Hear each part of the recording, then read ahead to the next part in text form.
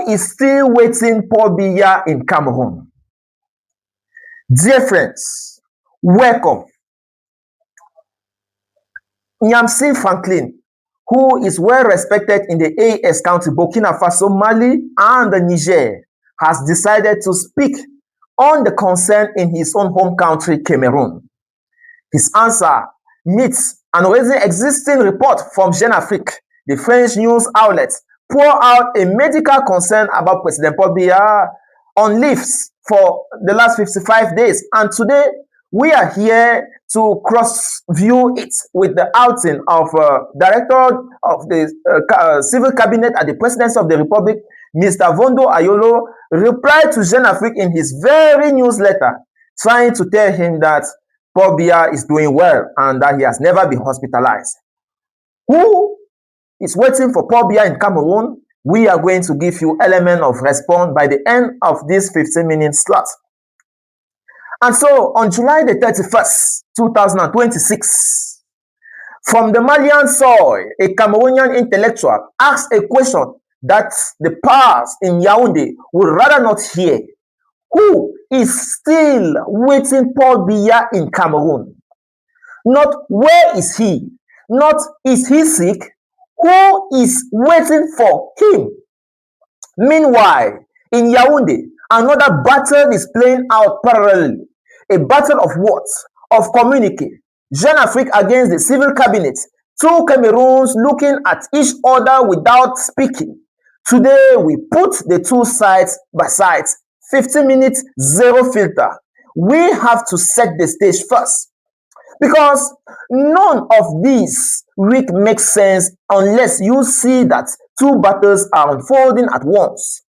On the two different fronts, on one side, the battle over the health bulletin of Jeune Afrique, who revives rumor of the head of state hospitalization.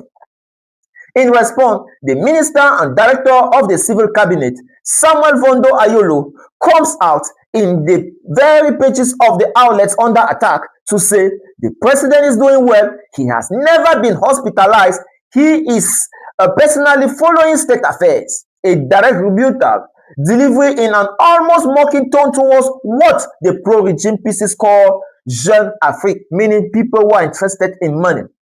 On the other side, thousands of kilometers away, a completely different register, Franklin Nyam doesn't talk about a health bulletin at all. He refuses to even enter that debate. His question is morally radical. Regardless of whether the president is in Yaoundé, in Geneva, hospitalized or not, which of the 30 million people in Cameroon actually are waiting for him? That is where the two narratives collide. The regime wants the conversation to be about health.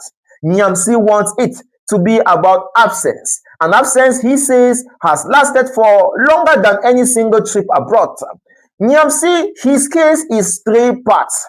And it is this structure that gives his intervention even more weight. The first part, who is still waiting for Paul Biya, he identifies three narrow circles. The presidential family, who only can survive thanks to him.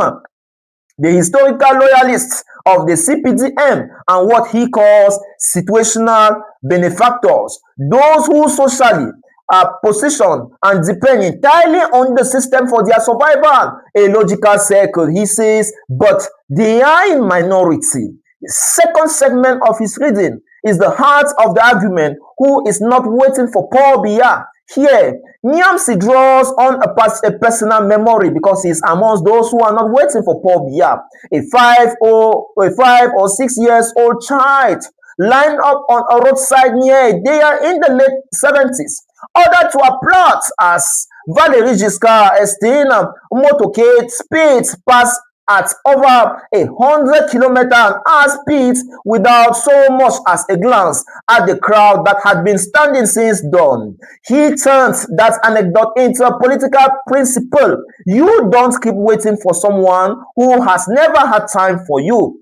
Third segment of his reading, the conclusion, of course, Biya's presence or absence, he argues amounts all to zero for the daily fate of Cameroonians, because the country, in his telling, is already being run by a clan that uses his figure as a screen smoke. It is a falsehood thesis. It is also worth saying plainly to our audience. It is a thesis that of an engaged Pan-Africanist activist aligned with the Sahel Alliance dynamic, who explicitly called for a Sahel-style rupture for Cameroon. This isn't a neutral observation. It is an argument. We are presenting it to you as exactly what it is, a powerful point of view grounded in life experience, but it is a point of view. In mirror image, the pro-regime peace we already have in front of us deserve the same critical reading. It works mainly by discrediting the source Jeune Afrique by saying that they are good just at sweeping statements, rather than by rebuting the claims point by point as they have put it.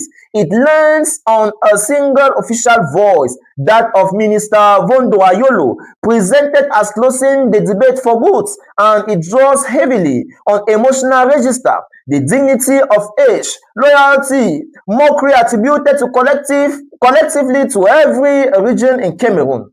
What we take from putting these two texts side by side isn't what is right about the president's health. We have not verified medical access, and we will never claim to. What we take from it is that both camps agree without meaning to on one thing: the head of state prolonged absence has become the country's #1 political subject. The regime denies it.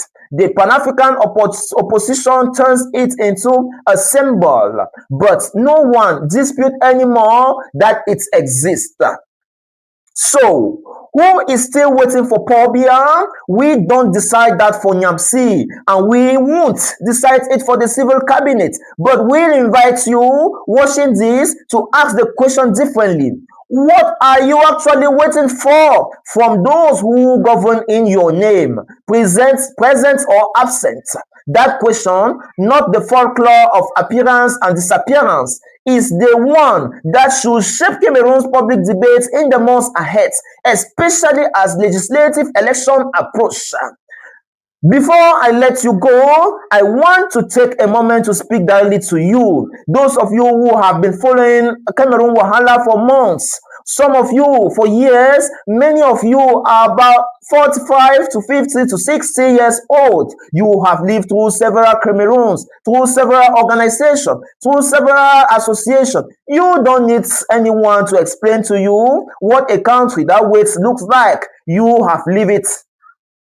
Every street you see here, today's the one on the Chemos affair, the one on gold trafficking, the one on the Efudus affair, represent us of cross-checking sources, verifying, shaping the material so that information reaches you clear, source, and honest about its own limits. This isn't work we take lightly because you don't follow us lightly either. That is exactly why what you do matters to us. Sharing this video isn't a small click. It is putting information into circulation that others won't find anywhere else.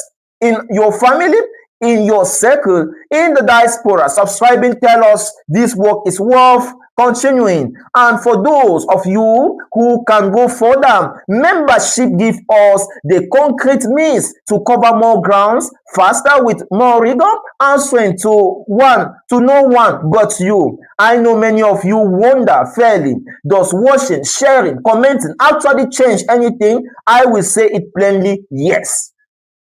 An informed public is a public that is harder to be manipulated. Every time you share a script like this one, you make disinformation's job a little harder. Whoever is doing it, that is not a slogan. It is a real mechanism. The more information circulates, the higher the cost of the lie. Who is still waiting for Paul Biya in August 2026? Ask yourself that tonight at home with your family. As for us at Cameroon Wahala, we are not waiting either. We keep digging, keep verifying, keep informing you. Subscribe, share on your network, and if this work has value for you, join the membership. Africans Political News Unfiltered. See you very soon.